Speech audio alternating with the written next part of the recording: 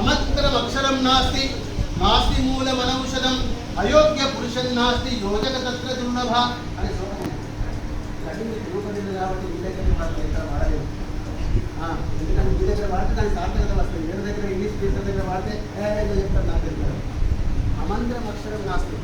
మనకున్నటువంటి తెలుగు 56 అక్షరాలలో ప్రతి అక్షరం కూడా ఏదో ఒక మంత్రంలో ఉపయోగపడేది. ఏదో ఒక మంత్రంలో ఉపయోగపడేది. తప్పకుండా మంత్రంలో ప్రతి అక్షరం ఉంటుంది. అయోగ్య పురుషం నాస్తి. పురుషుడు అనేవాడు అయోగ్యుడు ఎవరు ప్రపంచంలో అందరూ యోగ్యులే.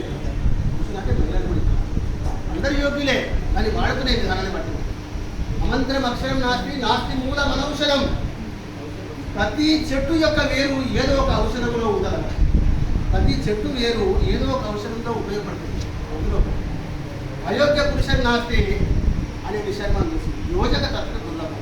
అంటే యోజకుడైన వాడే ముఖ్యమైన వాడు. అలా యోజకుడు కావాలంటే ఇలాంటి లక్షణాన్ని మనము